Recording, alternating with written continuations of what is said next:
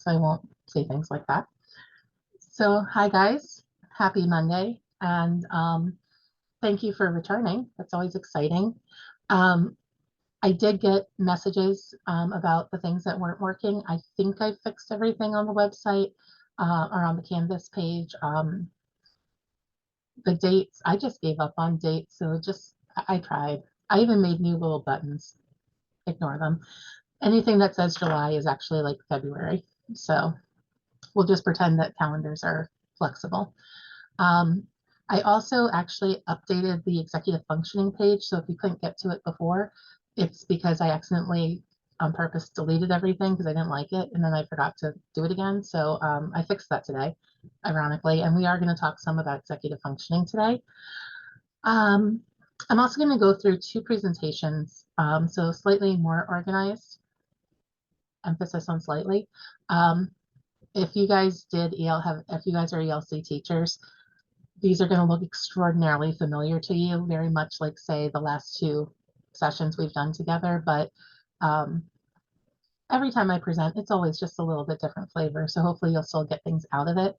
And as always, like I do appreciate feedback, but specifically on the second one, and I'll talk about it when I get there. I'm presenting it at the end of the month, for a big conference, and I would just listen to feedback because I get like that. And I did also get the question because I do still have the July recordings up there. I'm following the same agenda. Um, the major difference is I had a better tan in July, but otherwise the content is fairly the same. You also get, whatever personality I was feeling at the time. So the vibe might be a little different, but the content is pretty much the same. So if you do miss and you haven't, or if I say haven't posted the recording yet, as long as you see one of the recordings, you're going to be pretty much on topic with us.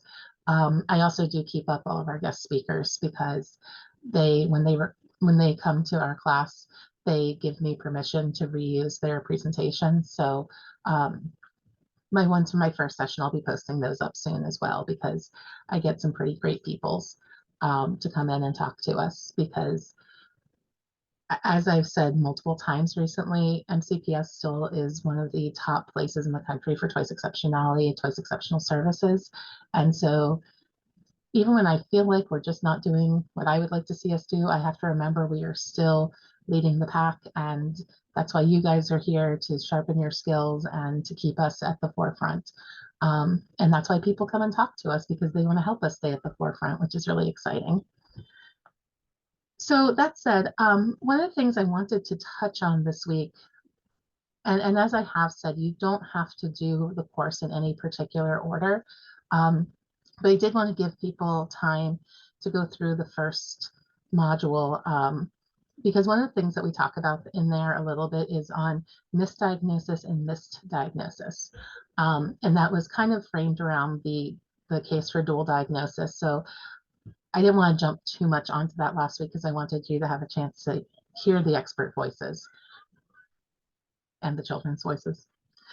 But really what we talked about in that dual diagnosis is the idea that we don't go into our evaluation saying, I think there's autism, I think there's ADHD, I think there's this, because if we go in looking for something, we're going to find it or not.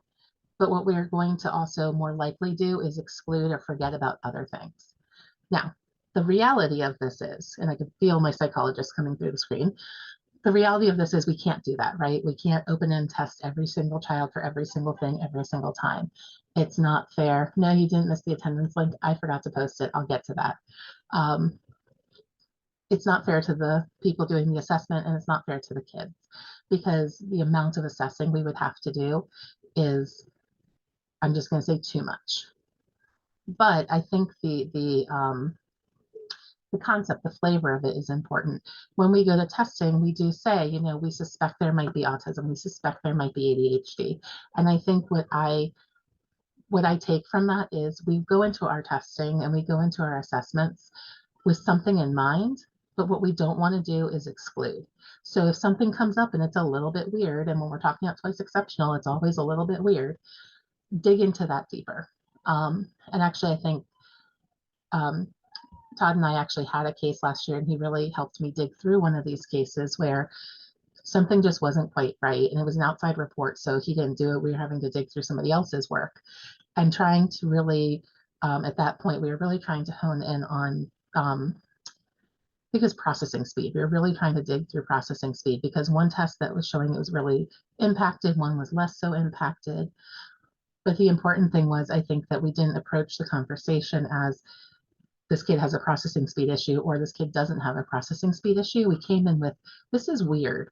Let's talk through the possible scenarios. Let's talk about what we know about these pieces and let's figure out what might be missing. Because one of the questions for us was, did we need to do deeper testing to figure out what was going on? And I think the important part of that discussion is really, like I said, what dual diagnosis gets back to, and that was not eliminating things or only focusing on certain things to solve preconceived notions. And when we're talking about this concept of neurodiversity, which is also part of the work for last week, we have cognitive diversity, we have neurodiversity. Brains are different, and for our people who are, my Girl Scout co-leader says, we have very neurospicy troop, which I absolutely love that, and I kind of want to change our emblem to the chili pepper because that really is kind of who we are. Everybody's brain is different, yes, just like fingerprints, but there are realms of normal and there are realms of different. And for our twice exceptional kids, especially, we all hang out in those worlds of different, but anybody with exceptionalities is somewhere in that diverse need. But really, when we're focusing on cognitive diversity, we're looking at how the brain interacts with people socially, how it interacts with information, how it manages its executive functioning, just kind of like how all those pieces are working together, and where the differences are and how that kind of presents itself out to the rest of the world. That was like the worst definition of cognitive diversity, but hopefully you guys read all the stuff I posted last week, which was much nicer and much better said. But I think the other thing I really kind of wanted to bring to the forefront as we start off this week with our themes around social emotional learning and social emotional needs is the idea of misdiagnosis and misdiagnosis. And as I talk, they're going to sound the same. So I'll break them out to begin with. When we talk about misdiagnosis, that's literally what it sounds like. We have the wrong diagnosis. Misdiagnosis is most prevalent in African American populations. These are our students who are more often than not, when they're misdiagnosed, they are gifted, highly gifted, particularly talented, and they are often misdiagnosed as emotional disability, ADHD, ODD, which I will not go off on my feelings about ODD tonight, but I have feelings. Anything that links back to behavior problems is where those misdiagnoses come, especially, like I said, for our African American boys. But even overall in special education and in twice exceptional education, a lot of those things that make our students different can be missed or can be misdiagnosed as something else. And we will go into this a little bit more tonight, but a lot of it comes back down to understanding where the overlap and where some of the characteristics that we know about autism and ADHD that also impact executive functioning that come across as these, like we said, these behavior problems, when really when we think about how executive functioning, it's multiple areas of the brain, which includes self-regulation, impulsivity, and kind of managing those pieces. And then you also add in a gifted brain that's thinking in a whole different way. We end up with a lot of behaviors that look problematic. And they can present problematically, but it doesn't necessarily mean that the child has problematic behaviors, even if it's a problematic presentation. And I think that a lot of times we're seeing that kind of mismatch with a misdiagnosis. See, I'm already tripping myself up. The idea of misdiagnosis, and that is two separate words, misdiagnosis, is that when we because we identify one thing, we miss other things. And so it's a combination of like, you know, we might identify a student as having autism, but we miss the ADHD. We might identify a specific learning disability, but we miss the autism. And I know when we get back to the discussion on the dual diagnosis, and the case for the dual diagnosis, one thing that the psychologist points out is, do we really need to have labels? Because at the end of the day, we're treating and we're serving our kids. And my answer honestly is yes, because one, that's how we get services in special education. We need to put labels on them. But I think there are some positives in that when we have these multitudes of labels, it gives us strategies that we know to put in place. If I tell you I have a student with autism, you can reach a part of your brain that says, oh, this is how I work with my kids with autism. Those strategies may or may not work, but at least you've narrowed down your field a little bit, and you're not thinking like, I have all of these strategies. You're instead like, I have these strategies. The problem with a missed diagnosis is that if we have narrowed our field down too much and our kid isn't fitting inside a box, we could put ourselves in a position where we are saying there's something wrong with them rather than us going, maybe we're looking in the wrong box, or maybe we need two boxes to look at.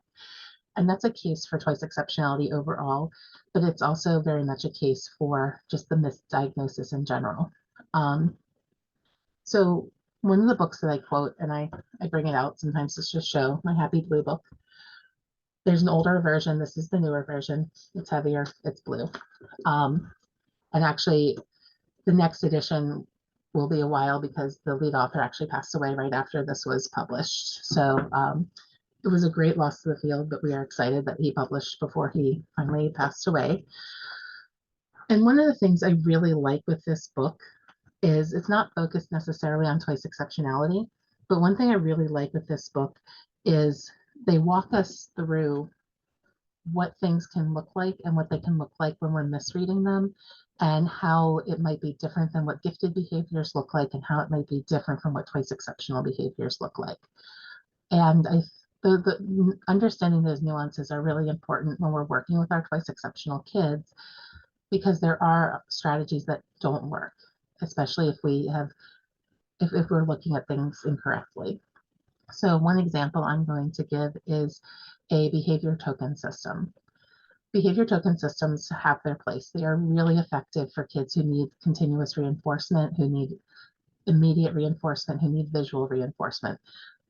I am a big fan of token systems for the kids that they work for. The problem is, with twice exceptional kids especially, is that oftentimes those token systems can go a couple different ways. For some of my kids, they actually work, and that's awesome.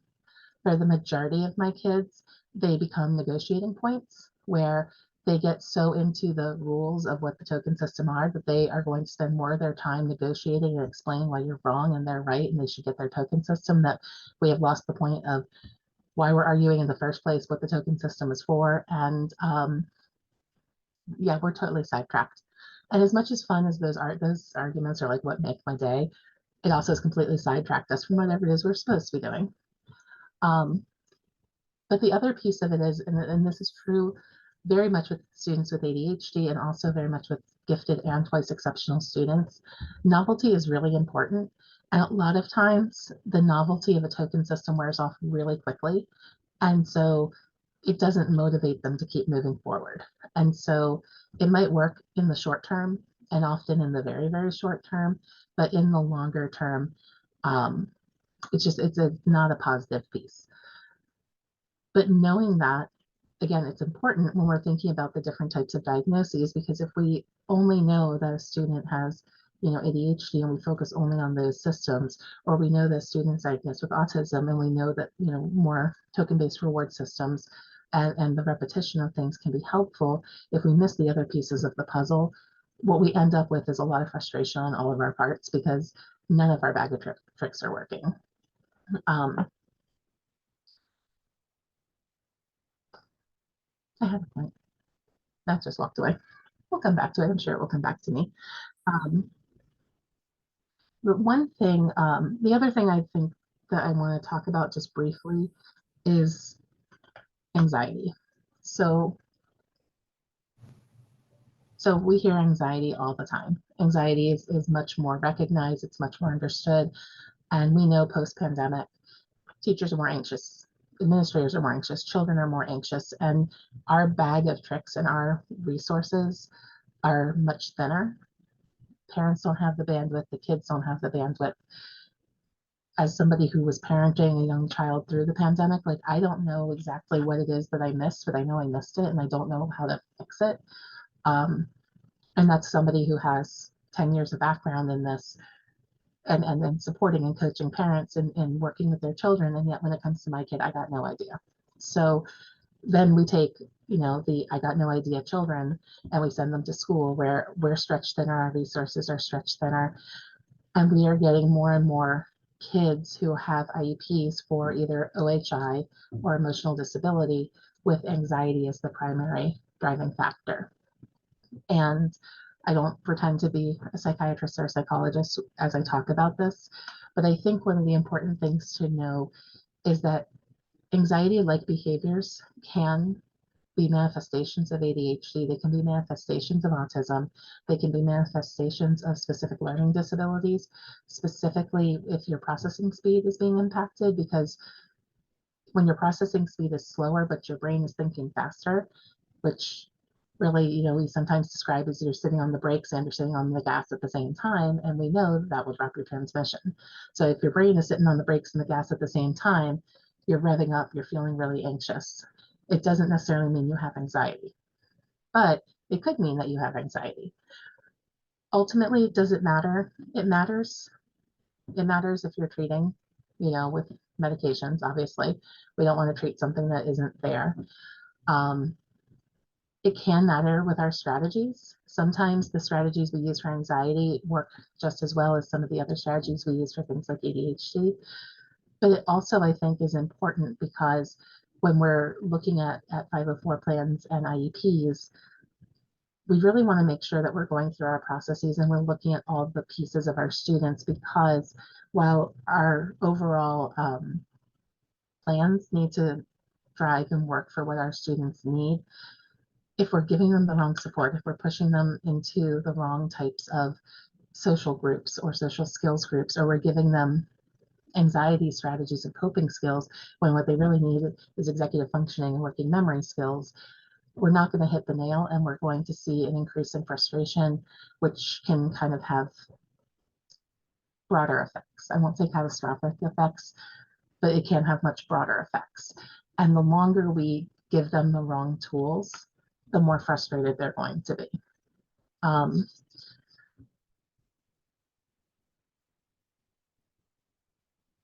Just going through my little mental notes, making sure I kind of touched on what I wanted to.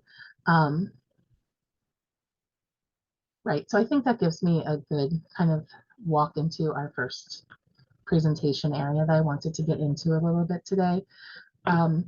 When we do take our break, I'm happy to talk through any specific areas.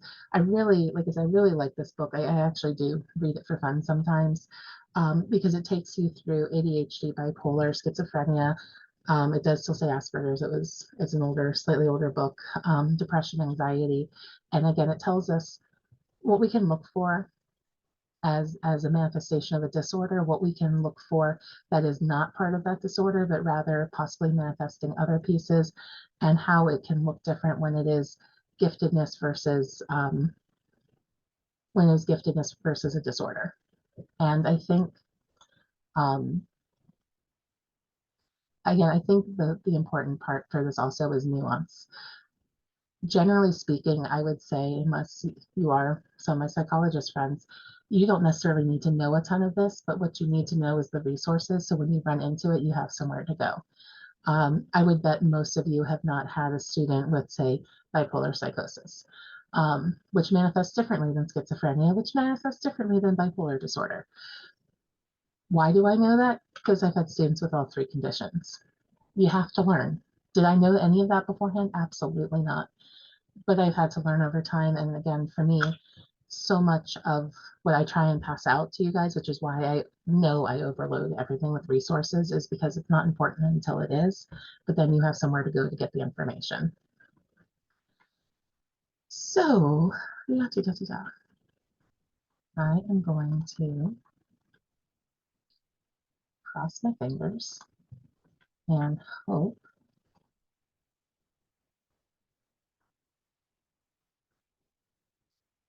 hopefully you guys can see my, we'll move your faces over here. I don't like to talk to the little red light on my camera.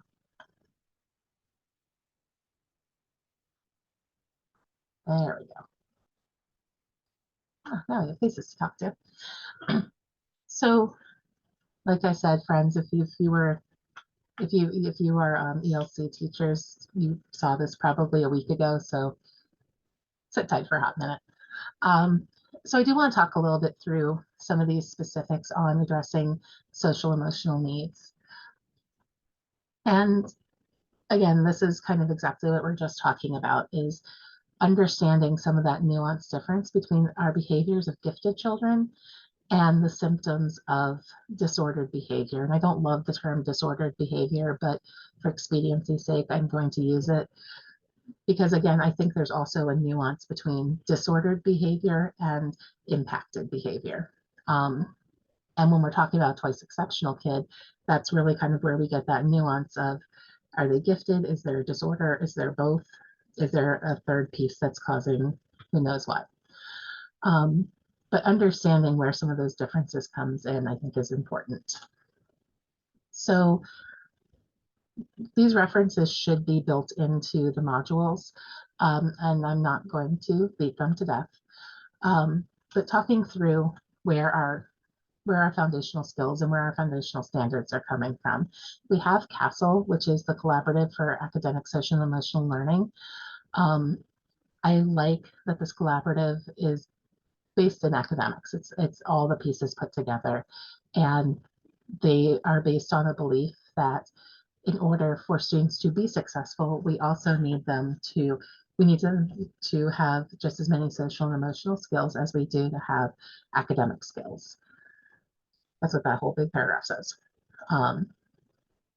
And if you click on this in my presentation, yes, I will post this for you.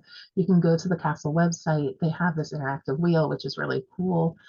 For my special education teachers, one of the things that I have found that is very effective for me when I'm writing present levels and I'm writing goals is breaking down under, like when we have the social emotional behavioral section, we also break out self-management. We also break out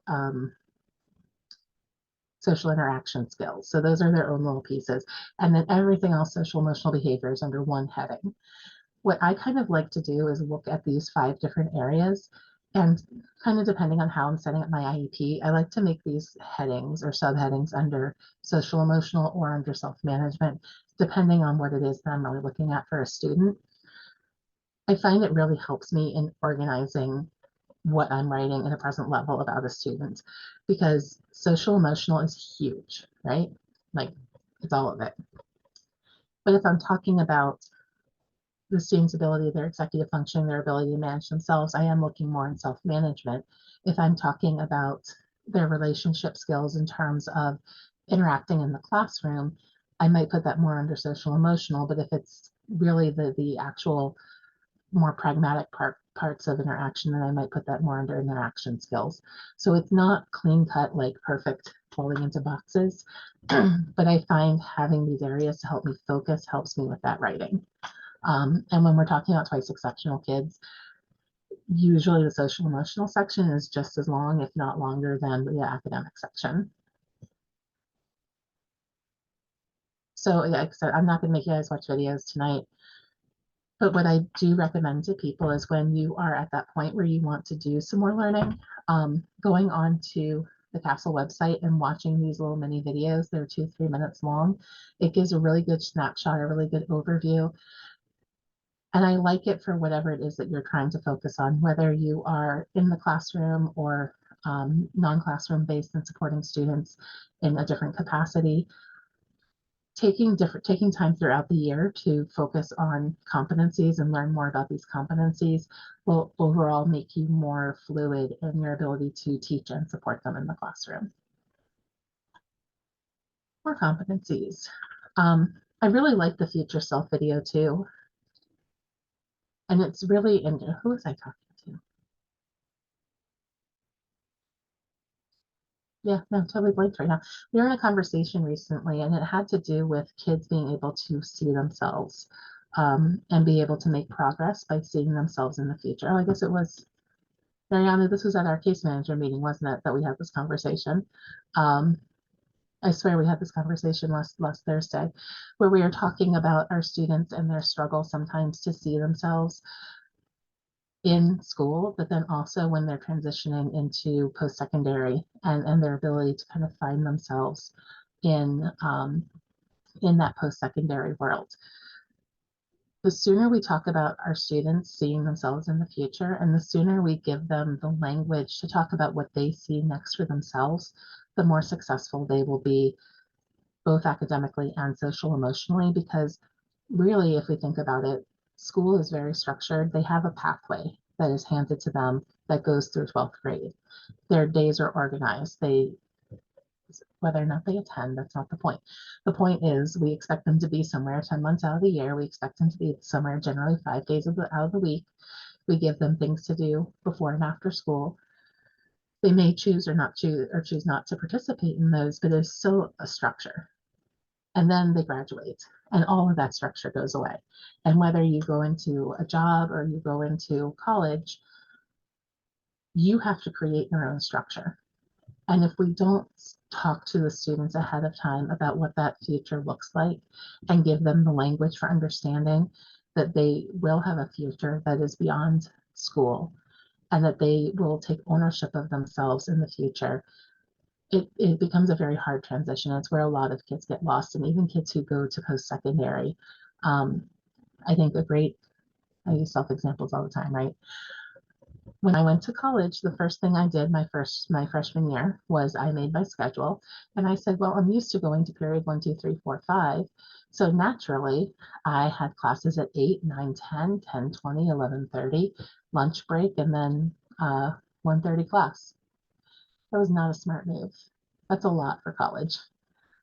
I had now on the other side, I had no Tuesday, Thursday classes, but that was also a problem because then I had 2 whole days where I had to organize and structure myself.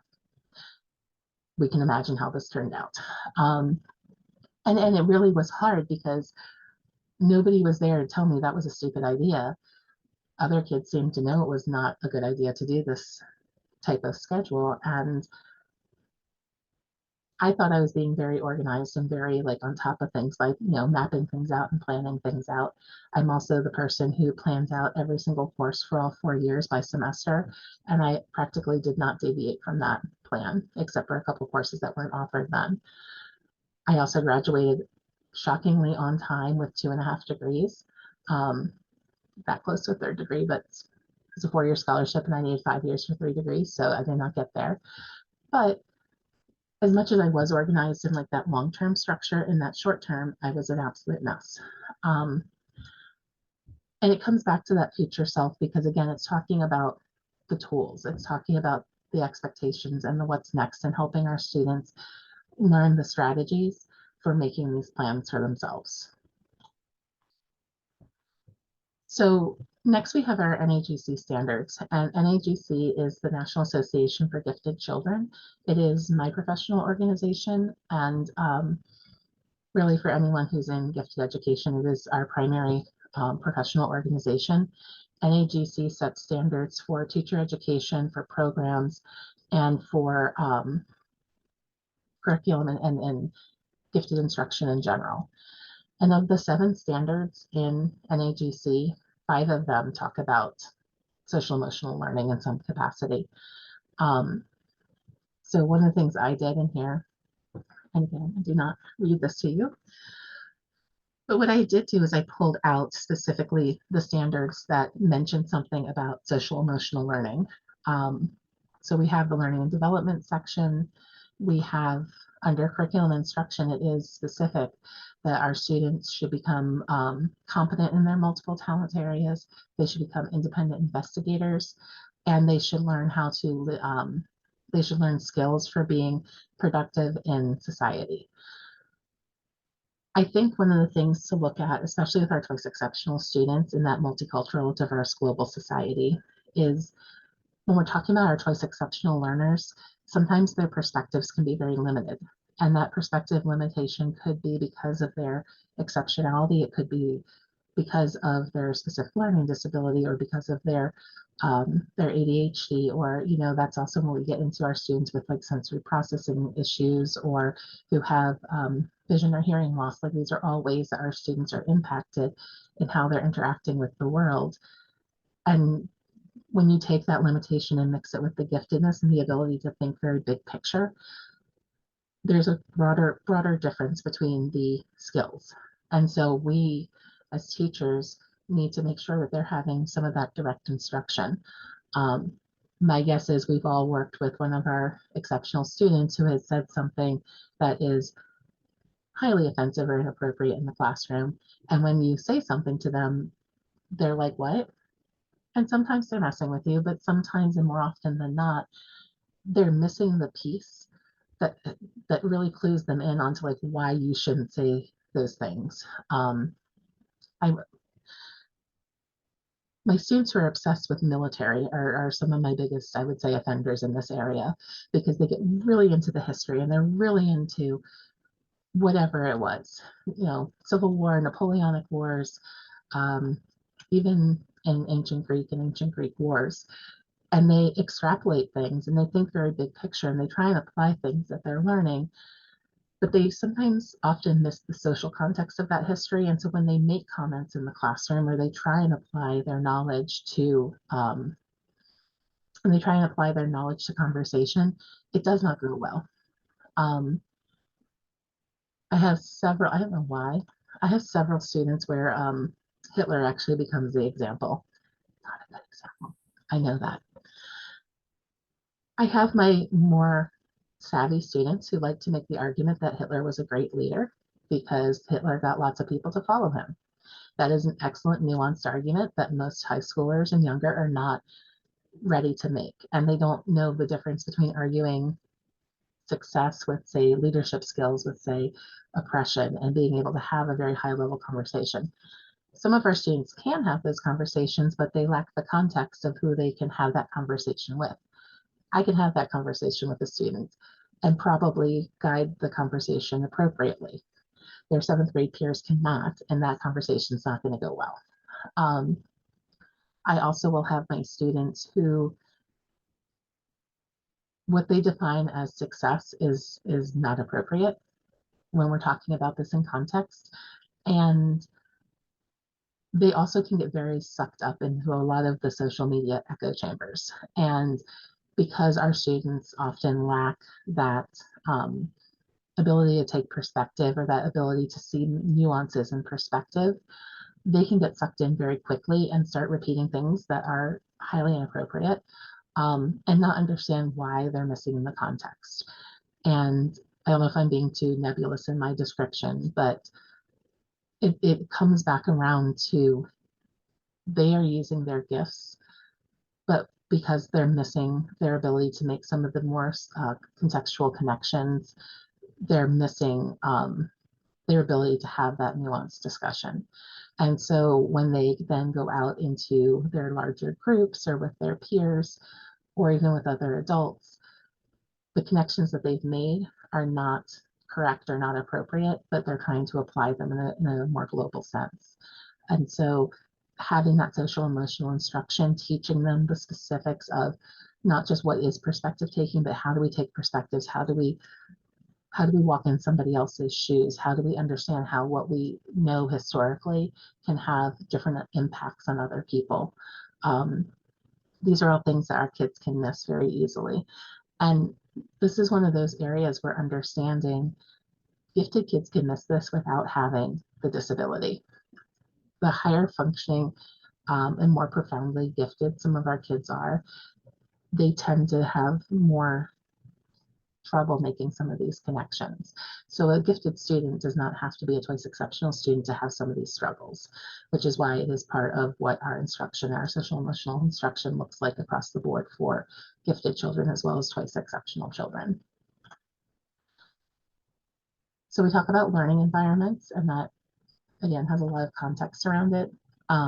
Programming, and then with our professional learning piece.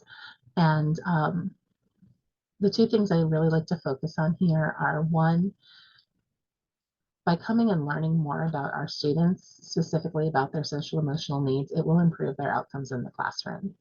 And I've said, I've said this a lot of times, right? Knowing that these kids exist goes a long way to having them be successful. And it seems like kind of a weird statement to make because obviously we know our children exist, but because our kids have such divergent needs and such unique needs, that sometimes we tend to have a more like, say, like kind of visceral reaction to what they present to us. But understanding the relative normalcy of these presentations goes a long way to helping them feel more normalized in the classroom, and it goes a long way towards us being able to work with them in our classrooms. The other thing, technically this isn't social emotional learning, but the piece on lifelong learners to me is so important because it doesn't take a gifted educator to teach a gifted child. It takes somebody who loves learning to teach a gifted child. Gifted children can learn from their non-gifted teachers. They can learn from their non-gifted peers because what brings them together in this case is usually the love of learning, the love of the process of learning. And even if you don't like the same thing that the kids like, the fact that we like to go to learn new things, the fact that we like to learn more about whatever it is that is our passion, the kids feel that passion and they connect, and that is a great place for connection. So I share, I share a lot. When I was in school for, I was actually working on my gifted certification and teaching a twice exceptional class. And the kids really love to see me as a learner and hear my frustrations and hear my positives. And sometimes I'd say, hey guys, this is my assignment, so you're going to do this because I need the data. And they were willing to be a part of that because then sometimes they'd be like, and you're going to edit this because I need the grade. And I'm like, that is fair. That's a fair trade-off. So being in that learning environment. At the same time, we all have weird things that we're super into. I had a third grader who was kind of a little bit batty and off the wall, as most of my children are.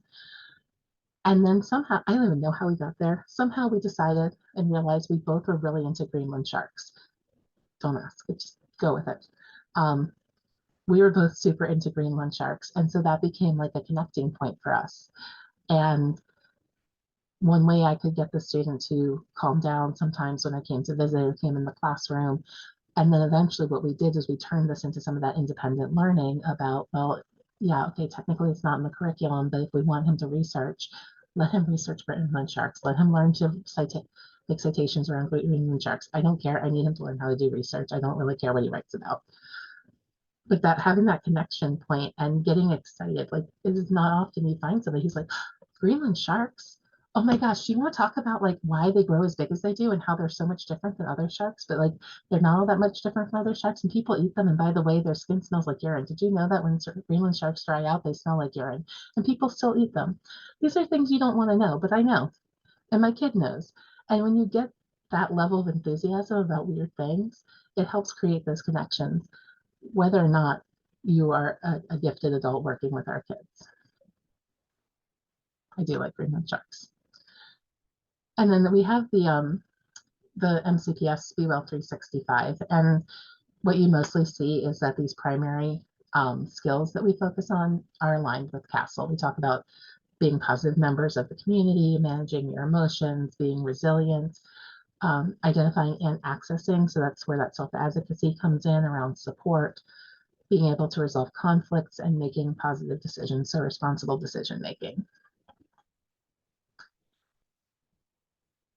So in this little part, and this hopefully will pull together a lot of what I've been talking about, which is this idea of, I like metaphors, and this is a very visual metaphor for me about where our kids can be. So, and actually, if you go into some of the stuff that's in the executive functioning, they actually use a very similar metaphor in some of those presentations.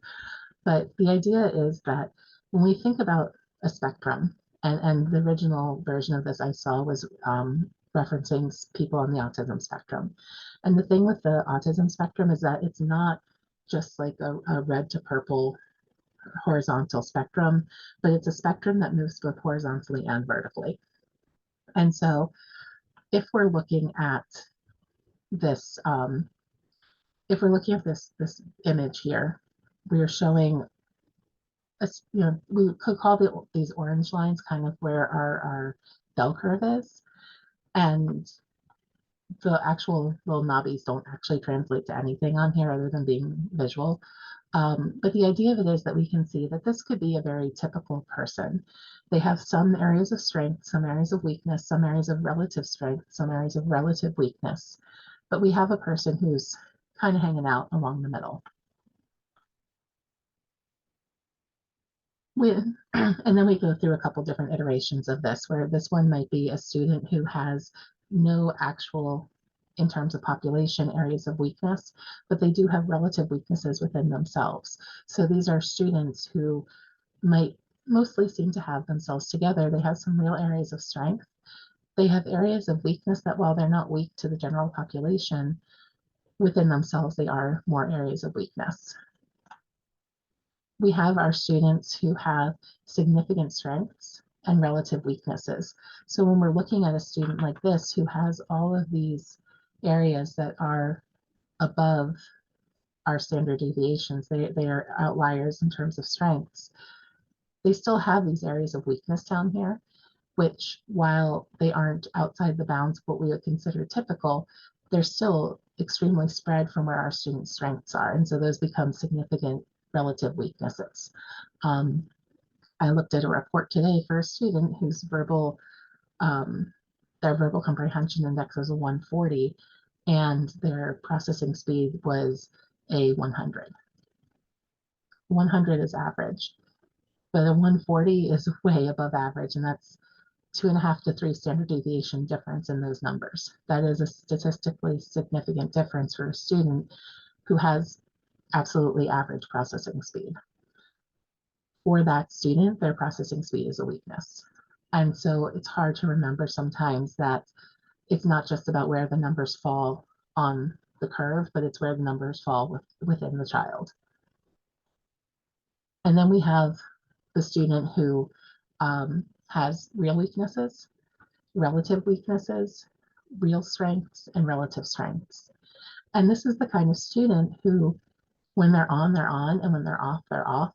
And sometimes it might look like they're not paying attention, and sometimes it's because they're trying to pay attention, but when it's something that's a strength or an area of interest, they're right there. When it's not an area of interest, they're gone. And that to us might look like ignoring or defiance, but really it's a more of a relative, you didn't catch my attention and I didn't care. I'm not doing it to be mean, that's just who I am. And then we have our much more outlier, and I always say this is when I get phone calls. These are our students whose strengths are off the charts, going up into that area of profound giftedness, which is usually 2% or less of a population, is considered to be profoundly gifted. And then we also have profound areas of weakness.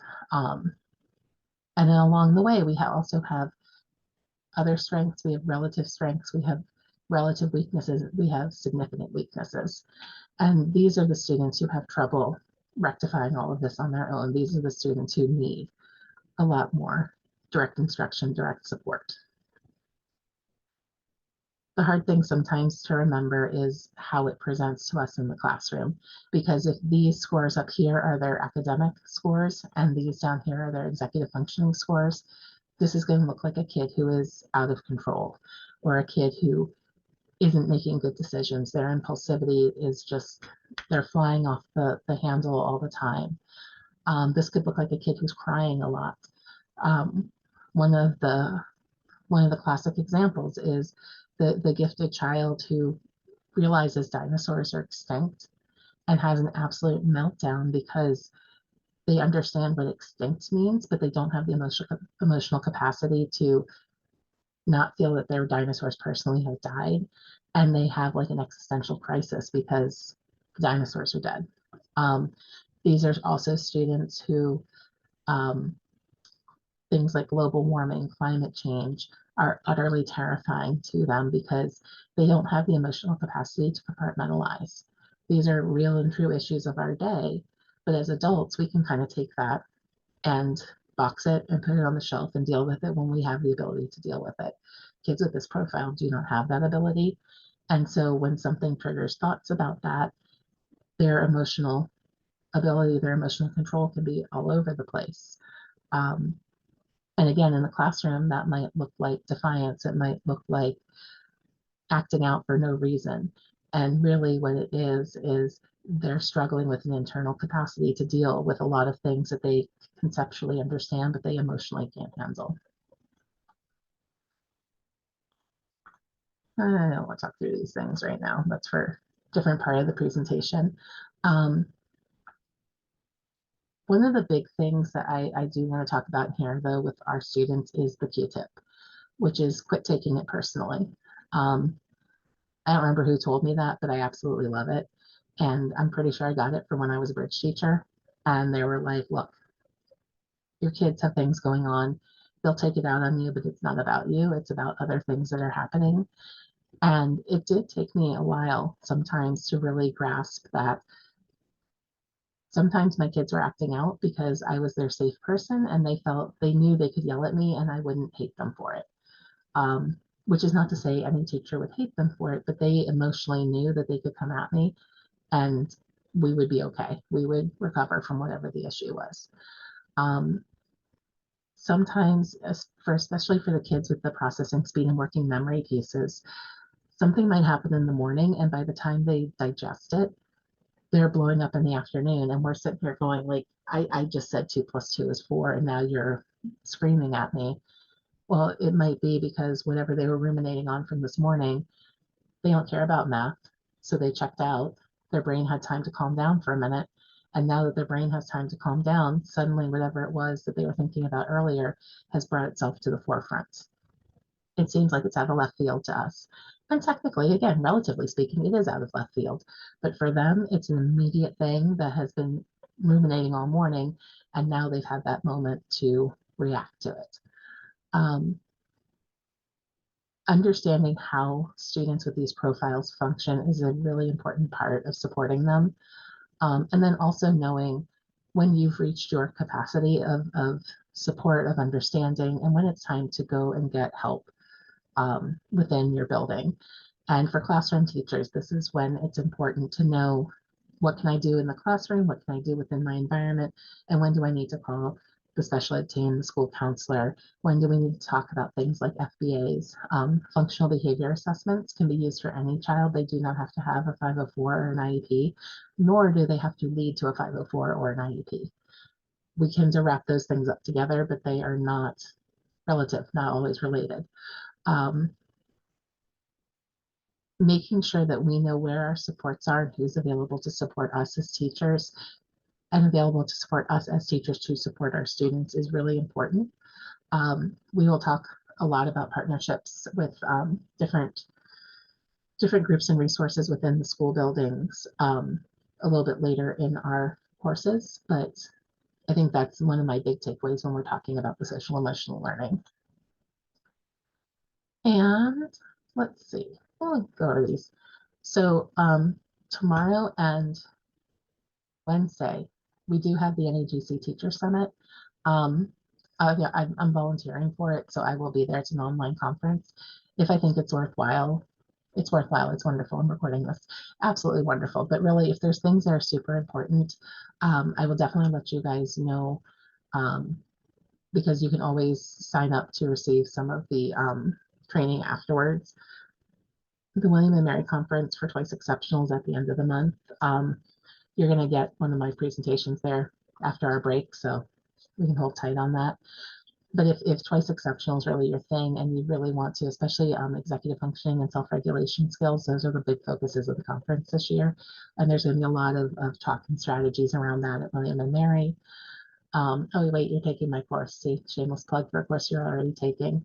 But again, I like to put all these resources out to people so that they have the opportunity to know one, that I don't really talk off the top of my head, even though it seems like I talk off the top of my head sometimes. But also just, hear a different voice, have different resources, other ways to conceptualize this information. So what my plan is right now is well, by the time I'm done talking, it's going to be 5 minutes to 8. So I was going to do our 10-minute break now, have us come back at 8:05. I will post the attendance link while we're gone. I will refill my water while we're gone. And then we'll come back afterwards and do more of our focused talk on executive functioning and whatever the other thing is that I'm not remembering right this moment.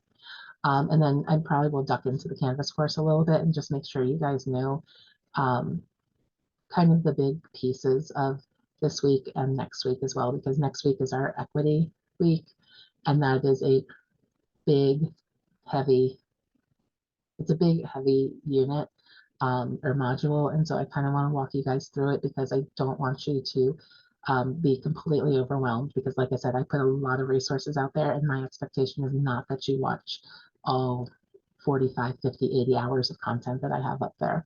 So let's go ahead and take our break, and I'll see you guys back at 8:05. There was an attendance link, but it's the same one each week. Just put in the date that you're here for. And yes, you're right. Next week, we as presidents. Okay, the way I live, when I say yesterday, it could be anything from yesterday to 6 months ago.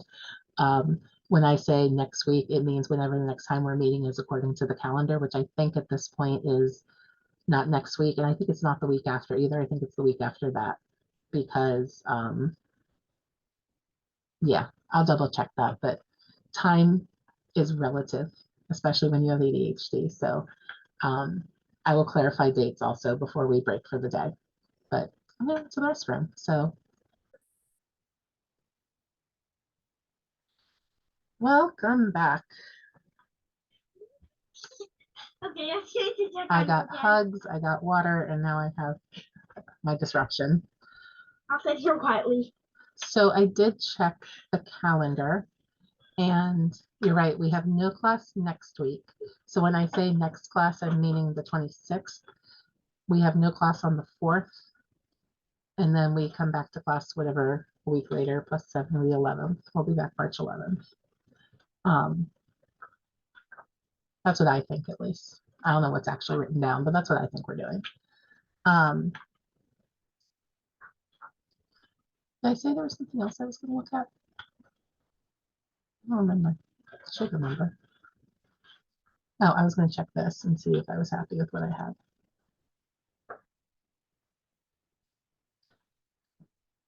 Okie dokie.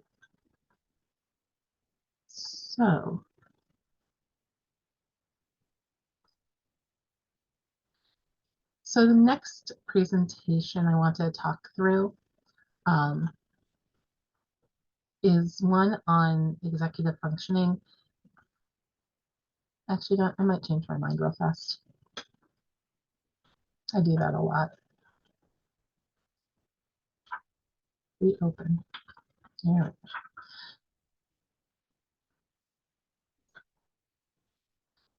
So the next thing I want to talk through a little bit on here is what our different topics are. We have some kind of big ticket topics under social emotional needs, specifically looking at asynchronous development, overexcitabilities, perfectionism, and executive functioning. Again, really, really big things. When I go through each of these different topics, and is this the one? When the topics are mixed and numbered, ignore that. It's my inability to count to 10. When we're going through each of these topics, like I said, there's a ton of information in all these. Almost all of my topics have at least one overview. And then after that, there will be more like kind of deep dive things. I ask that everybody does an overview of each of the topics. I'll touch on them a little bit, but really watching or reading something on each topic so that you have a general idea of it, and then pick, like I said, one, maybe two topics to go into a little more deeply, because anything else is going to overwhelm you, and that is not helpful. So we talked about the overview of the social emotional needs. The next big topic we have is the asynchronous development. And that is kind of what we were alluding to with the dinosaur. That's usually one of my best examples for the dinosaur. And it's the idea of being multiple ages at once. And actually, I don't have it on here, but it actually would be a really good literary example. If you've ever read the story 11 by Sandra Cisneros, thanks. If you've ever read 11 by Sandra Cisneros, at one point in the story, she said, because when you're 11, you're not just 11, you're also 10 and 9 and 8. And she goes through the whole idea. And asynchronous development is similar, except that instead of being an 11-year-old who's also 10, 9, 8, 7, 6, it's more like you're a 6-year-old who is sometimes 6 and sometimes 3 and sometimes 45. And while we're developing our abilities at different rates, and everybody does, like everything else with Twice Exceptional, there's an extremity to it. So it's not just the kid who's a little more mature, who gets things that are a little bit above or below their grade level, but it's that 6-year-old who understands the advanced concepts of extinction, but then also cries about it and can't handle kind of the emotional pieces around it. It's the students who, they listen to the news, but they really understand what's going on in there, but they don't have the emotional capacity to process it. Or the kids who can have meaningful, deep conversations with adults and then fight with kids their own age and their best friends are multiple years younger than they are. All of that contributes to the idea of asynchronous growth and asynchronicity. I think that's how you say it. You will find with gifted students, and this is one of those, again, kind of unique, nuancy areas, gifted students tend to be asynchronous in general. Nobody is, well, that's not true. Most people are not gifted in all areas all of the time. Generally, we have gifts, we have talents, we have possibilities and potential, as well as significant strengths, relative strengths. So we don't often have anybody who is just profoundly gifted absolutely everywhere. They're both socially cognizant and academically amazing and all those things.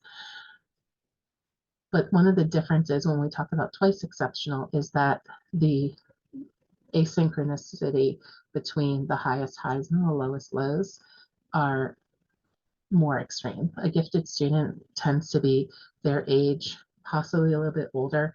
We don't often get a lot of significantly younger behavior in a student who's gifted. That's why best practices for kids who are extremely or profoundly gifted is radical acceleration. And we'll talk about that later, but essentially, skipping kids ahead in grades. But when we talk about grade skipping, we don't want to focus on grade skipping for the sake of grade skipping. Grade skipping should occur when a student is both cognitively and socially ready for the grade advancement. When we're looking at asynchronous growth with our Twice Exceptional students, we see students who more often than not might need to be content accelerated. They need their specific area of strength accelerated, but because of their social emotional developmental needs, keeping them with their age peers is often the better approach to that. It makes life a little more difficult, especially when we're trying to program. My favorite conversation, because it's usually math. Well, if I put them in 4, 5, and 3rd grade, what are they going to do when they get to 5th grade? Well, the answer is they're going to take AIM and we're going to have to figure it out. Lack of easy access to programming should not be one of our considerations. Whether or not that child, when they're in 5th grade, can handle being in a class of primarily 6th graders is a worthwhile conversation to have.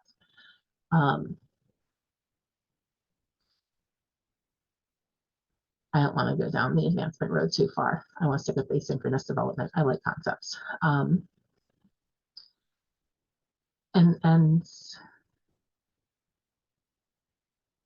I think that kind of touches on that. And like I said, there's some really good articles in there. And one of the things that I like in the asynchronous development section, if that's something of interest to you, is reading the blogs from parents who are a part of that community where they have either had to radically accelerate, decelerate, or do some sort of mix in between to support, or do something in between to support students' needs. Our next section, excuse me, Hi, we're back. Overexcitabilities. So, overexcitabilities is a really interesting topic. I won't say it's not without its controversies. And one of the most interesting things about the concept of overexcitabilities is one, whether or not it is related to or has anything to do with things like autism or ADHD, whether or not some people don't believe it's a real thing. But I think, like with everything else, whether or not you believe in it, it's enough a part of the gifted conversation that you need to know what it is. And the overall concept of overexcitabilities is it was developed by I love it, Dabrowski. Oh my goodness, Dabrowski's theory of positive disintegration. Okay, back to you. So Dabrowski is a Polish psychologist who developed these theories that when people are hyperstimulated in terms of brain development, that you can be hyperstimulated in other areas as well. He names 5 major areas of these supersensitivities or these overexcitabilities. So we have the psychomotor, sensual, emotional, intellectual, and imaginational. So when we talk about something like the psychomotor, one of the big questions always is, well, how do you tell the difference between psychomotor overexcitability and something like ADHD? It's a great question. If you know the answer, let me know. There's a lot, as with everything else, there's a lot of nuance, and there's also a lot of, I would say, negative impact. Being overexcited, over fast moving, your brain is moving really fast, that doesn't necessarily mean a negative impact. But when we're dealing with something like ADHD, there is positive and negative pieces to it. And there are pieces that can be, for lack of a better term, debilitating. And so overexcitabilities don't typically go into the realm of what we would call debilitating. So you're sensitive to these things, you're kind of psyched up to these things, but there isn't the fallout or the aftermath that there is with some of the more cognitive diversity pieces. It feels really weird to say some of these things because then you get into that conversation of like, well, all people feel, yes, people definitely feel that, but we're also looking at things that are, like I said, impactful, but not detrimental. They're prolonged, they're not every so often.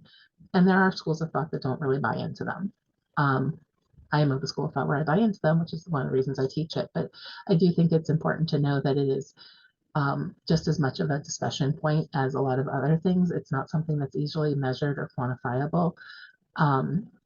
And then when we get into some of these other pieces, like the sensual overexcitability, what they really mean are overfeeling your senses. So that can be, you know, and again, we hear this a lot with people with autism, you know, overfeeling textures, overfeeling, being very sensitive to smells, to taste, to touch, to sound. But we also hear these things related to ADHD. We hear them related to autism. We hear them related to other things. So again, there's a lot of discussion points in there. One thing that hasn't been discussed that, you know, if you're in the mood for going for a PhD or something, I think would be super interesting outside my realm of learning. But Dabrowski's theories came about a while ago. I'd have to look it up. I want to say it was kind of like the 70s, maybe earlier. Obviously, there's been a lot of study around brain science and around our understanding of giftedness, of disability, of ability. I wonder sometimes if some of these things that Dabrowski was describing are now better covered by cognitive diversity and that he was onto something. He just didn't have the body of research that we have now, or if overexcitabilities remains its own thing that is kind of part of that gifted world. But like I said, it doesn't go into the more detrimental side of things. I don't know. It's an interesting theory. If you want to sit around over a beer and talk about it sometime, that'd be great.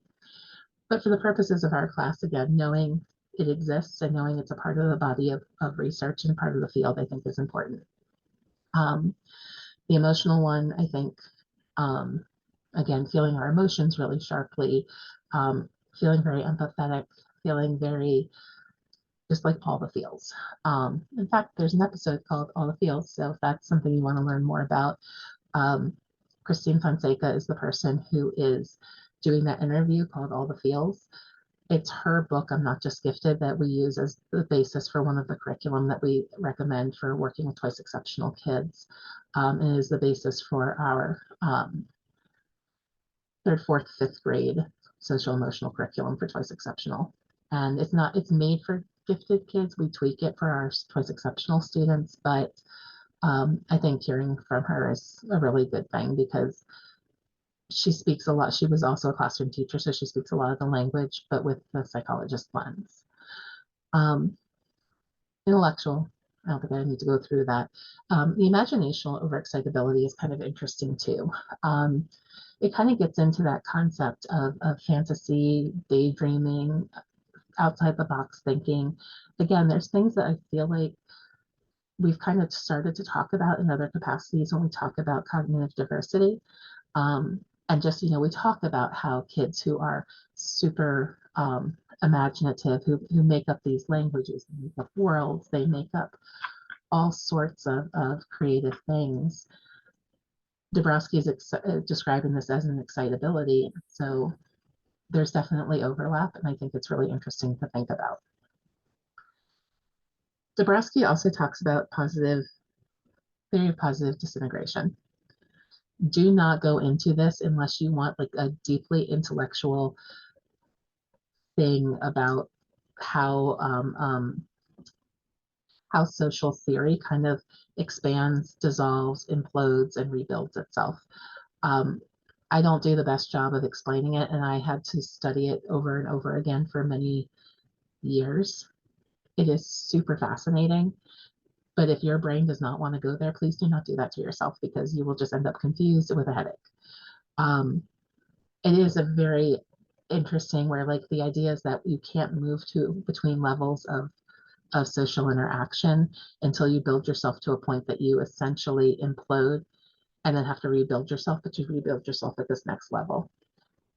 That's making my head spin a little bit. So we're going to walk away from that. But again, I think it's important to put it out there. It's something that doesn't get talked about a lot in education, but if understanding intensities in students is kind of your thing, I think it's definitely worth exploring. And don't be mad if it takes you a minute to get it, because like I said, there's a lot of theoretical information in there. Oh, it's also super easy to go down a black hole in YouTube if you start studying or watching videos about positive disintegration theory. It's a quick way to send yourself over the edge. One of the other big areas that we really talk about is perfectionism. And perfectionism is something that is near and dear to my heart because of the many ways that it manifests with our twice exceptional students. Perfectionism can look like a lot of things that we wouldn't expect it to look like. One of the things that perfectionism frequently looks like, especially in twice exceptional students, is paralysis, which we would also term as refusal. What it looks like is a kid who says, I'm going to, I'm going to, I'm going to, I'm going to, I'm going to, I know, I'm going to get there, I'm going to get there, and they never get there. That kind of paralysis, when we're talking about, there's many things that could lead to that, but specifically in terms of perfectionism, what's leading to that paralysis is that students often with these profiles will have this idea in their head about how they think something should go. This is true of most people. Like, we're going to do something. I thought about class day. I thought about how it's going to go. Is it going to go that way? I don't know. The reason that it's not this time, at least for me, I'm not paralyzed by this anymore is because I've taught the class multiple times. I know you're not going to hate me at the end, even if I don't have the best class today. I have emotionally learned to get through it.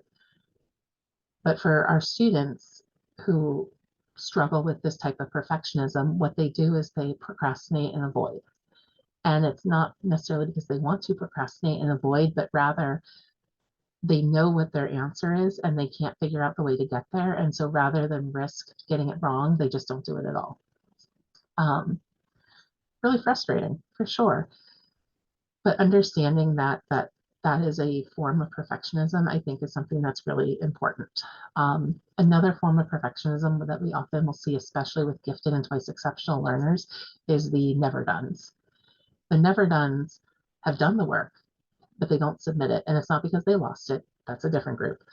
These are the ones who constantly tweak, edit, change, spiral. They're the ones who they're tangential. I tend to do this, but they're very tangential. They'll get really into something and then they'll kind of go off on one tangent and then they go off on another tangent and they can't possibly turn anything in because it's not done yet, because they keep building on it because it's not perfect. Pretty much just as much of a problem as the paralysis, except that they have sent themselves down God knows how many black holes to get to what it is that they're trying to express. And they often will get very frustrated with themselves because they can't get themselves to that stopping point or that point that they envision. Another form of perfectionism, the one that we're probably more used to, is the perfect presenting face, where they don't want you to see any, they're the erasers. They're the ones who don't want to see any mistakes and they erase everything so that you never see that they spelled something wrong. They're the ones who will erase holes in their paper. They are the ones who will delete their entire Google Doc and start all over again if they think that something wasn't exactly right. I don't always recommend it. I had one student, I actually finally cut the erasers off of her pencils.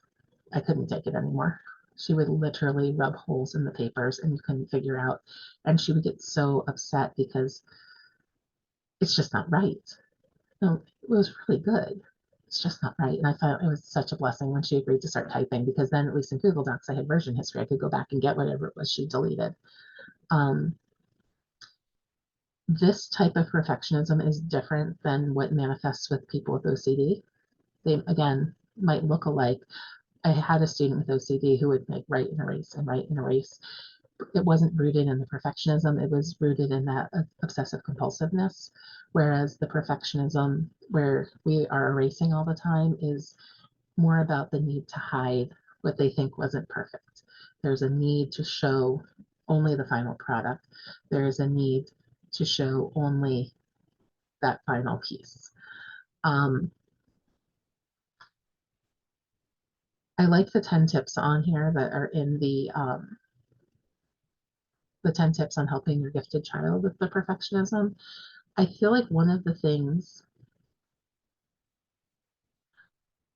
my experience is, yes, Denise, is perfectionism tied to the emotional part? My experience is, yes. I don't feel comfortable enough in psychology world to say that it's always rooted together. But to me, what I've seen with our students is that their own self identity, their own self esteem and self-worth is all tied up in not the process, but in presenting the perfect product. And whether that perfect product is themselves or their work or their test scores or their straight A's.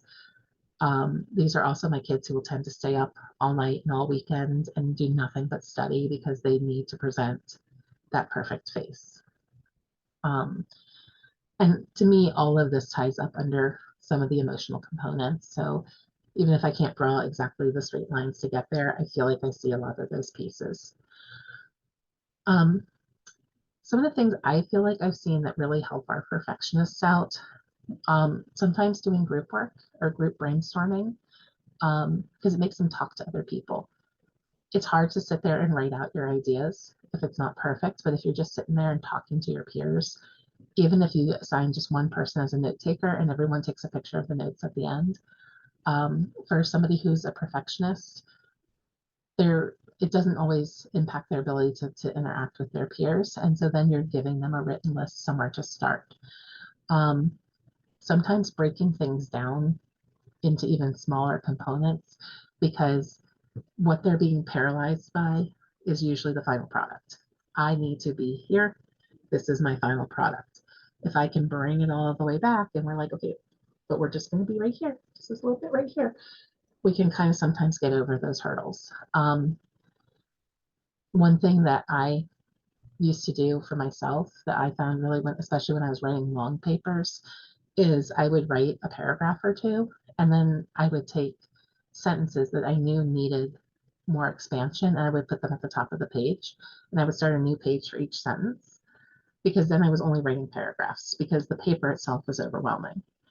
But I could write a paragraph, I could write a page. And this is how my thesis ended up being 137 pages instead of 35, but that's a different issue for a different day.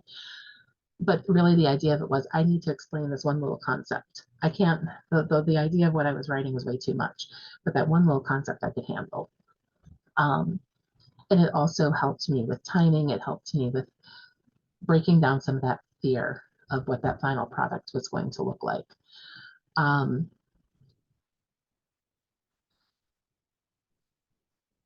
Sticky notes. I'm over here like staring at my collection of sticky notes, trying to come up with the word. Having our kids write things down on things that move can be very, very helpful. Not always, but a lot of times kids with these profiles really like tangible things like sticky notes. And the nice thing about them is if you write your ideas down on them, you don't have to erase to move them. You can pick them up and put them in other places. You can say, hey, these are a lot of good ideas. I'm going to stick them over here for later, and I'm only going to focus on this one or two notes over here right now. You can do mind maps where you put your concepts on in like one color, and then you take another color and you put other concepts around it. Having some of that mobility piece can really, really help. You can do digital mind maps and digital sticky notes as well, but I think unless your kid really likes the digital pieces, again, our kids just seem to like things like sticky notes, and I don't know why, because I also like sticky notes, and I have no good reason as to why I like them, but I like them. Some of the other pieces, the part I didn't go through, we might go through, helping students back map. I'm a big believer in back mapping. And, for classroom teachers, that is our life, right? We know where we need to be at the end of the quarter, and then we back map ourselves. What I have found with both my procrastinators and my paralysis kids is by telling them where we need to get, and especially with the extended time piece, if I start at the end of extended time and I build things backwards, one, I can break up their extended time as we go, and I can focus the extended time on the parts where they need it. Your kid who is the perfectionist, who's the procrastinator perfectionist, and they're just not getting started, they need more time at the front and less time at the end. Our kid who is the spiraling perfectionists need less time at the beginning and more time at the end, but they also need to have a solid, like, no, you're going to stop now point. And that you're going to stop now point needs to be before the actual due date, so they have time to edit and move down and break down what they're doing. So when we're thinking about how we do extended time, back mapping becomes a huge part of it, but teaching the kids how we back map is one of the greatest skills I think we can do. And I've done a lot of different ways of how we teach that back mapping skill, but really, again, especially for those of us who are classroom teachers, it is what you do every single day of your life. You figure out where you need to get to the end of the quarter. You planned your lesson plan for today. It didn't go as you expected, and that's okay. You did a good job. But it didn't go as you expected today. So now you got to regroup and say, okay, well, what am I going to do tomorrow in order to still meet my goal? Am I going to cut? Am I going to compact? Did it go way too fast? Now I got to come up with something new tomorrow because I thought we were going to have more of this to do. That is what we do. Those are the things that don't come naturally to kids with the executive functioning issues. And also it doesn't come naturally to the perfectionists, because a perfectionist is going to look at that not going to plan and see failure. If it went too fast, obviously I missed something. If it went too slow, I didn't do it right. It shouldn't have taken this long. Teaching them those skills, and then also, and this to me is another hugely important part, and it's something that one of my co-teachers taught me.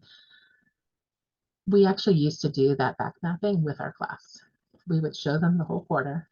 I mean, a cleaned up version. We would show them the mess that we made, but we would have like a calendar on the board, and we would say, for this unit, we need to get here by here, and this is how we're going to do it. And then every couple of days, we'd look at the plan with the class and say, and we did it with 4 classes a day. We had to do it 4 different times. And some classes were here and some classes were there, but eventually we all pretty much got to the same point at the same time. But we talked it out with the kids and we did it as like a think aloud. And then over time, what we were able to do was to give the kids the calendar and we'd put the final piece on it. And we'd help them with all that back mapping. And then individually, they'd be like, oh, well, I'm past this part now. I'm ready to move on to the next part. Or they'd say, hey, I need more time on this. And then my twice exceptional kids still needed me to do that with them every single day, but that's okay. That's why I'm there. But the point is that skill is so important. And for our kids who do not necessarily have disabilities, but they have those perfectionism issues, teaching them those skills was a really important part of our job and a really important takeaway from what I think they got from our classes.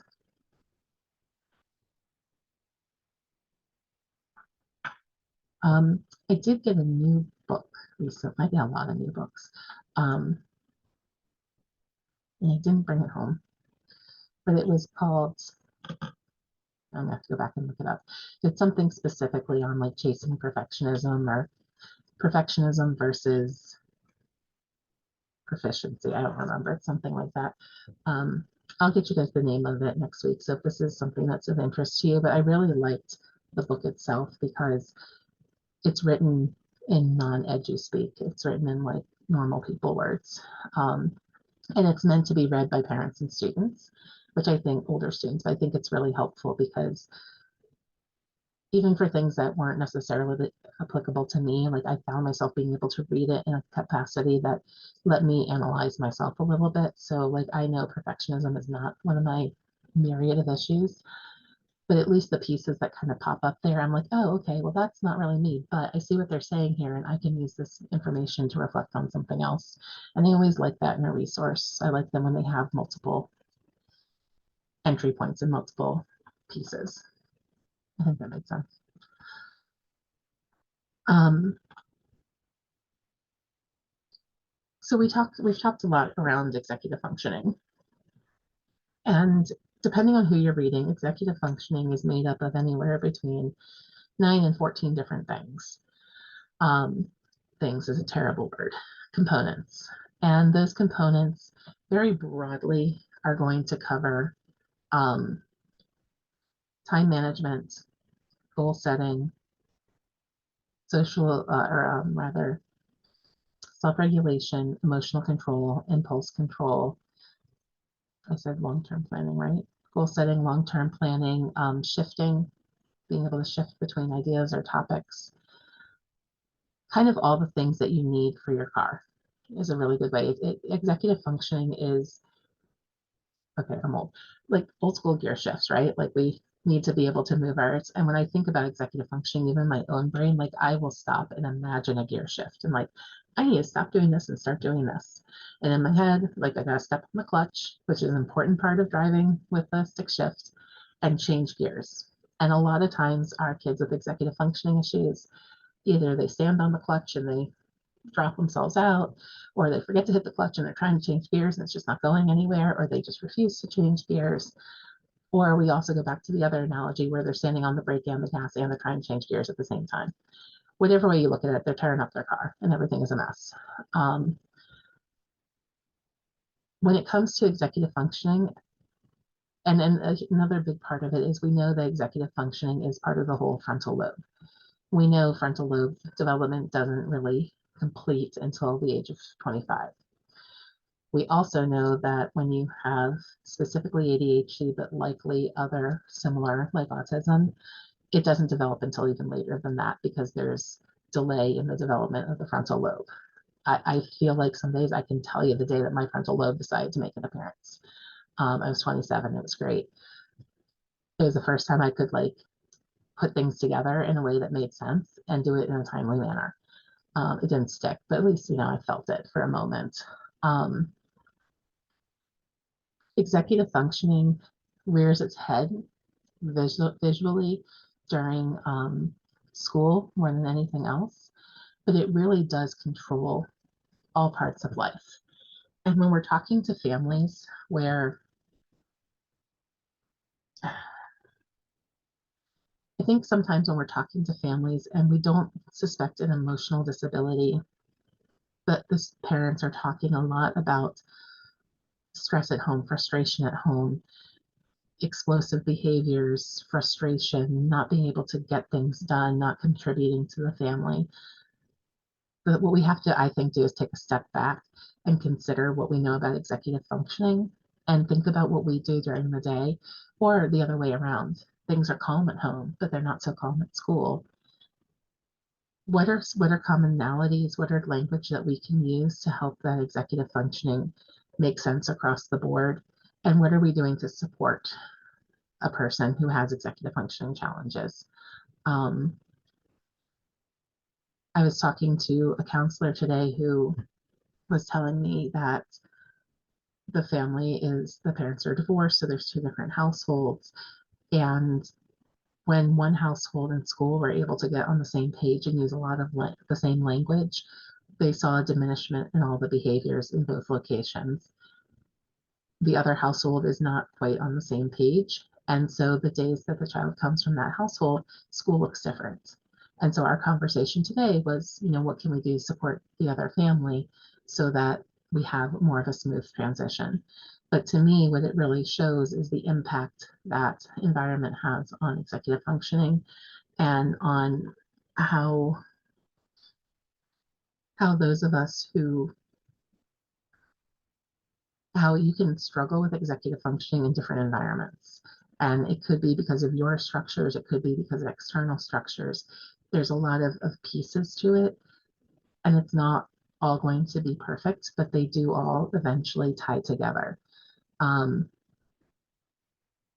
behavior, the emotionality, impulsivity, those are all part of executive functioning.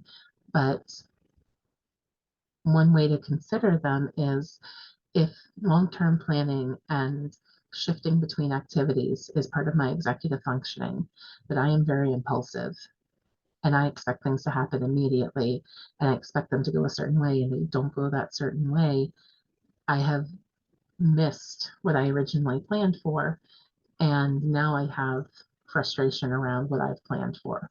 So that could look like crying, it could look like exploding, it could look like quitting. All of those different things are emotional reactions that other people are going to see. And it's not necessarily because there's an emotional disability, but rather there is a frustration, a shame, what's the word I'm looking for? There's a component to it that is I've let myself down and I haven't met my own expectations and I am not necessarily managing them, but then I also have the external force of like, I already know I let myself down, but then like I've let my teacher down, I've let my parents down, I've let whoever down, which can kind of double up some of those feelings. One of the biggest problems that we see with twice exceptional kids when it comes to executive functioning really focuses on shame because, and it comes back to, and I have said it, I've had it said to me, so like no judgment about this, but when we say things like, why are you like doing this? What is going on?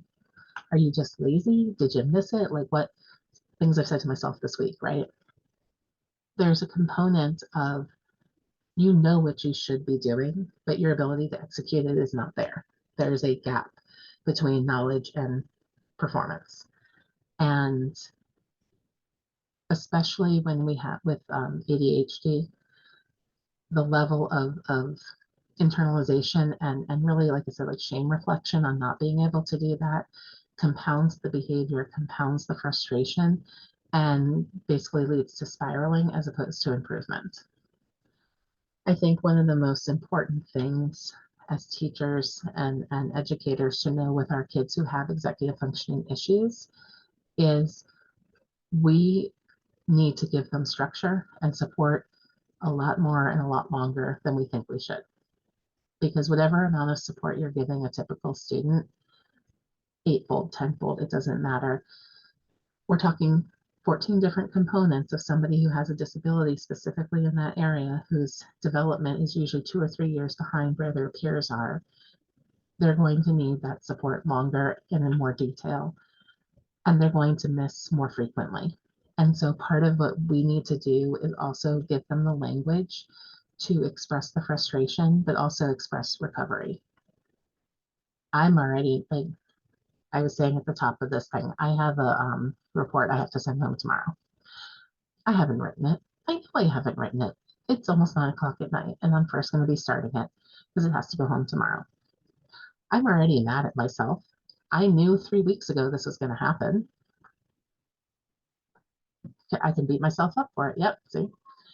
And any of you who are psychs or special educators, you either have an IEP or progress notes or a report or testing or something that has to go home with 5-day docs in your 5 days or sometime in the next, before the end of this week, and you haven't done whatever it is.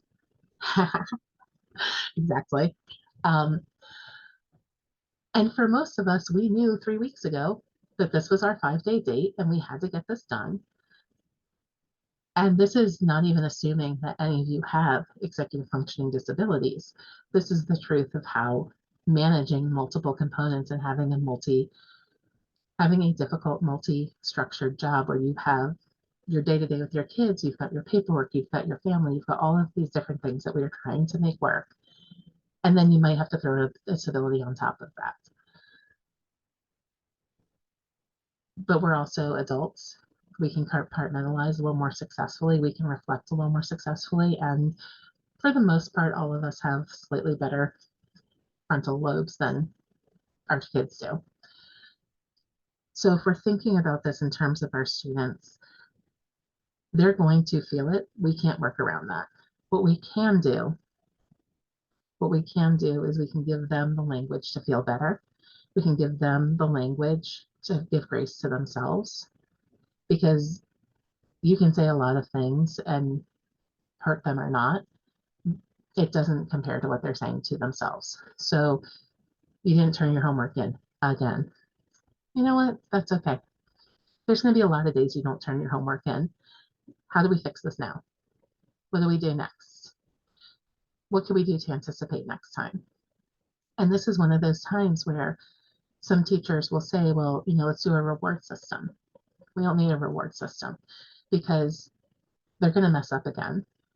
They didn't mess up on purpose. They're not doing it to be annoying. And then they're going to get double shame because not only did they not do it, but then they're not going to earn the reward that we put in front of them to try and get them to do that. But what we can do is remember we might have to prompt, or maybe we put up a sign in the classroom. They're not going to read the sign, but we can read the sign and we can remind them, and we can do things like, hey guys, time to turn in our work. And then we walk around the room and we tap on the desks of all of our friends who need that extra reminder. And that's just like when we say, Todd, we're turning things in now. Brian, we're going to turn things in now. We're going to repeat ourselves a lot. But that is infinitely better than letting our students fall behind or feel shame for things that they can't control. Executive functioning is like all these social emotional things to me. It's fascinating. And I think one of the things that was really interesting is some of our kids who have executive functioning disabilities also have executive functioning gifts. They don't always play nicely with each other. I think the example I gave earlier, my freshman year of college, I planned out my entire 4-year college career by semester because I knew I wanted a double major and I kind of wanted a triple major, and I planned everything out, and I moved 3 classes the entire time. But like I said, I couldn't execute on a day to day. My long-term planning skills are amazing. My rest of the day planning skills are non-existent. I have incredible time blindness. So if you haven't experienced time blindness before, the best way I can describe it is when you decide to get onto Facebook or TikTok and you start scrolling and you're like, I'm going to do this for 5 or 10 minutes. I'm going to just watch a couple of videos, and the next thing you know, 2 hours are gone. But we live that life every single day. That is a very typical place. Yes, scheduling and time management being a mess, but like your ability to color code your closet and put all your socks in the right order, Like there's so many pieces. And so, like I said, like just like everything else, um, it's extremes. You're extremely good at one thing and you're extremely poor at another thing. And while everybody experiences things like this, our twice exceptional kids are experiencing it at more extremes and at more intensity. Our gifted kids are experiencing it at less extremes, one extreme usually higher than the others, closer to normal or typical. But they also have those intensities. That is the best thing ever. Two time frames, now and not now. So I guess it was 2 weeks ago. It's Wednesday after Girl Scouts. And they said, well, what are we doing at camping on Saturday? I was like, this is Wednesday. That is a Friday night problem. I will answer that question on Friday night because we're leaving at 8:15 on Saturday morning. And you know when I finished planning what we were doing that weekend? 8:15 Friday night because we were leaving at 8:15 Saturday morning. And there are times during my day where I have to function like that, where I'm like, that is a Thursday problem and today is Wednesday. I have to get through, I have to get to bed. I will wake up in the morning and figure it out then. And then there are times where I'm planning a trip right now with my mom, and I can tell you what I'm doing every single day. I've bought my tickets, I have everything in my calendar. I know when my flight is, I can tell you what day we're going to see As You Like It at the Globe Theater. I'm so excited. I have done that out to the nth degree, but I cannot tell you what my schedule looks like tomorrow, which is also color coded and on my calendar. Color coding is both the best and worst thing for people with executive functioning because sometimes we only get so obsessed with things like colors that we forget the important parts. Um, but at the same time, that visual reinforcement can be so important. Finding very key colors, like for me, red is important. Red is deadlines. Red is things I want to avoid. Red is papers that are due when no matter what level of school, grad school, I always write paper due dates and tests in red. Red is that color for me. Everything else, it could be blue, it could be teal. I change colors all the time, but deadlines are always red. So that no matter where I am, I can look on my whiteboard at home, I can look on my calendar at work. Red is important. But I also need that color coding because when I don't color code my calendar and everything is blue, I am so overwhelmed by the blue that I cannot emotionally function.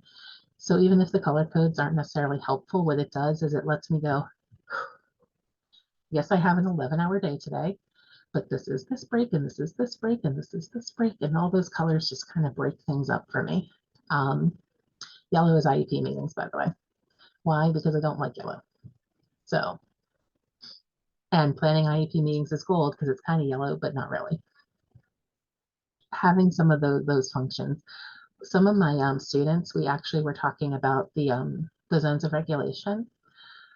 And the kids were really stressed out that was particularly one student really didn't like the fact that the intense emotions, we have the red zone because they associated red with bad. They felt like those emotions were bad. And we're like, well, they're not bad, they're intense. So she changed them to, I think it was either orange or magenta, because that was a really intense color for her.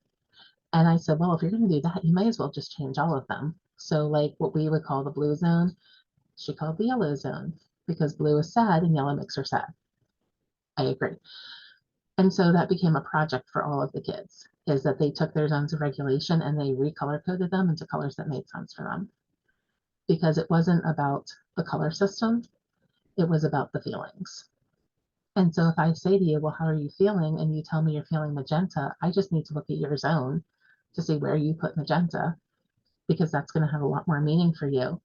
And the other part of it was I found that when they were in the green zone, that they were also attributing the green zone feelings to good.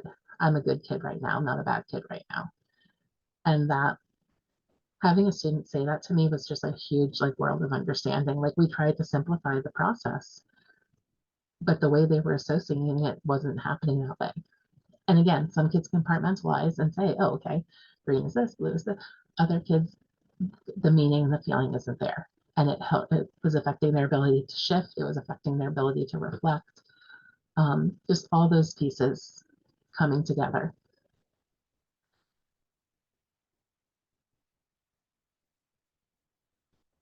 sure.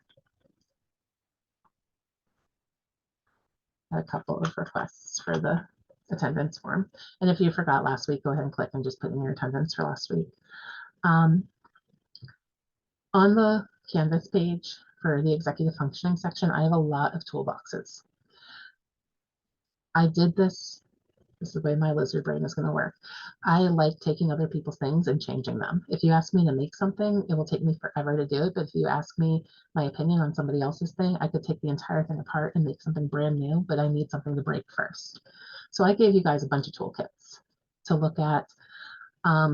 It is very interesting that in many parts of the world, executive functioning is run by OTs, by occupational therapists, not by, I know, you learn things a lot when you spend time in the hearings, but it actually is not an unusual thing. And even in talking to our OTs in MCPS and learning some of the things that they learn, it's a really interesting overlap field. We tend to do all the executive functioning through special education, but your OTs can be a really great resource for you if you're trying to learn that. So that is why there's an OT toolbox on here. But I gave you guys a bunch of different websites. The last two things that are on there, I'm actually going to show one of them. I know we're almost out of time. I'm going to blame that on my kid and say that is, yeah, we'll just go. Oh, shoot, I didn't mean to do that actually. Yes, I need to share my whole screen because otherwise it won't do what I want to do.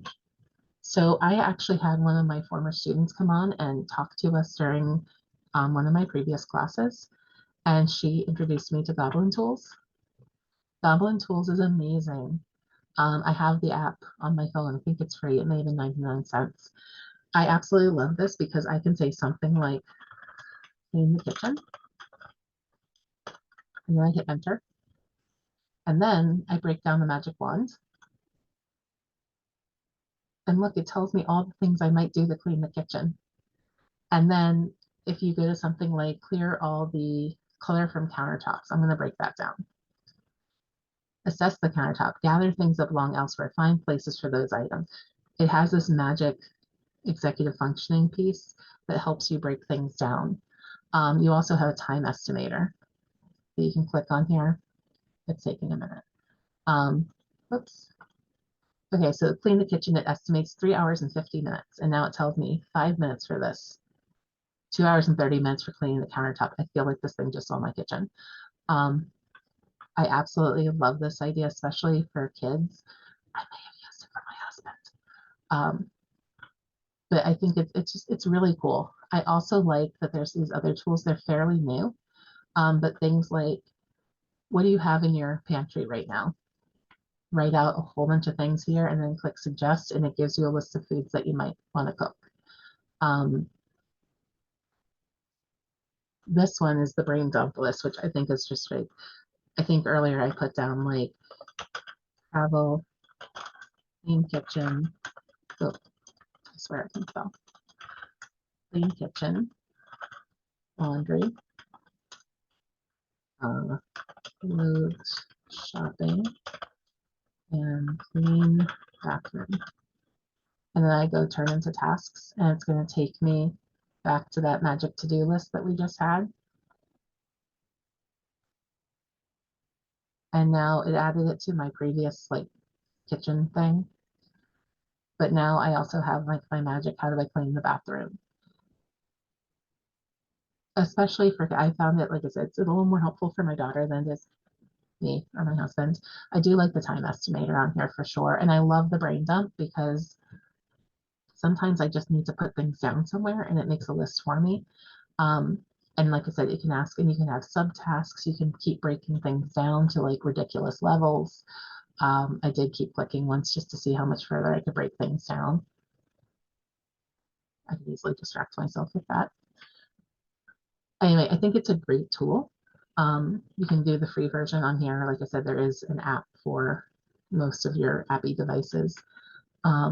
I do like this. I wouldn't necessarily have the kids play with it, but it's the newest thing that they've just come out with, where you enter your text and you're like, can we make this less snarky? Can we make this more sarcastic? Like, these are things that are good for me before I send emails. I really like that. And then this one also, what's the tone? And I actually use this feature in Grammarly a lot, especially when I'm writing IEPs. Like if I can get the little neutral face on present levels, then I know I'm doing a pretty good job. And that's a free feature on Grammarly. I do not pay for Grammarly.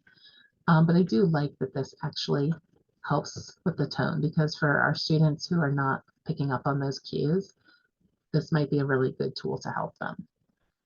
The other one I have on here that I think is fun to play with is the Habitica, and it basically makes doing your tasks into a game. So again, for the kids who are um, more task or goal oriented, it's very interesting. I have not gotten into it a lot, but I do find it interesting where you set goals for yourself for the day, and then you earn coins, and then you like give your wizard a wand. You can do all sorts of things like that. Again, I think I found the kids like it a lot more than I do, but I think again it's a great tool. So all these tools, Goblin Tools and Habitica, I have at the bottom of the executive functioning page. So when you go in there, but those are not articles to read, those are things to play with. Because I decided we should have things to play with too. So thank you guys. So our next class is going to be our equity section. I might actually break it down into 2 classes and shift some things later on. Like I said, you can pre-do stuff or not. I'm going to try and get us a guest speaker for one of our next 2 classes, but we're really going to talk about how equity is impacting identification and access to services for our gifted and twice exceptional kiddos. And then as always,